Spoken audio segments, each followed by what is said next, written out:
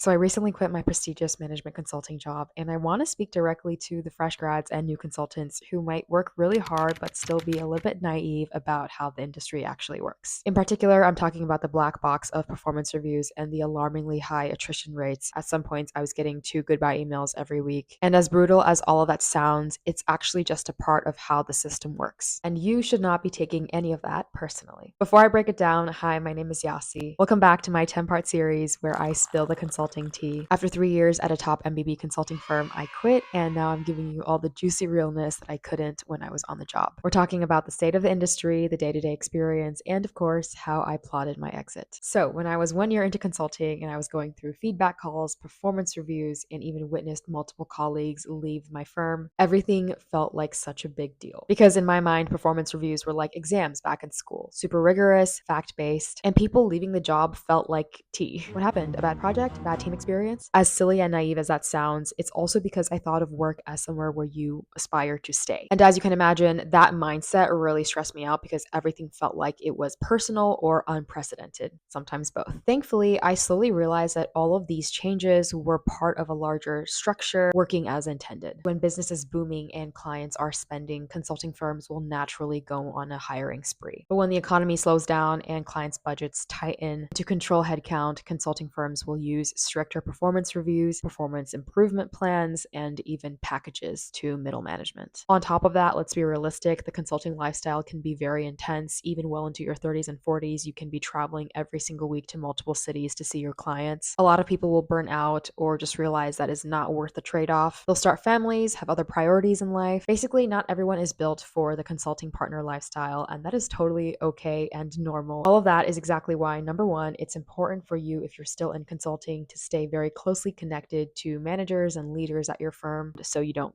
go unstaffed for long periods of time. And number two, to be super honest, it's normal for you to feel very replaceable. For the most part, you're supposed to be very interchangeable with any other consultant at your tenure. I personally took that as a challenge to differentiate myself as much as I could from my peers. I did this by prioritizing building subject matter expertise in my work and to evolve my interests and skills outside of work. In my next video, I'll dive deeper into the personal development I did outside of my consulting job, and I'll get super frank about how at some points my job actually limited me. Follow along for that video. You're not going to want to miss it.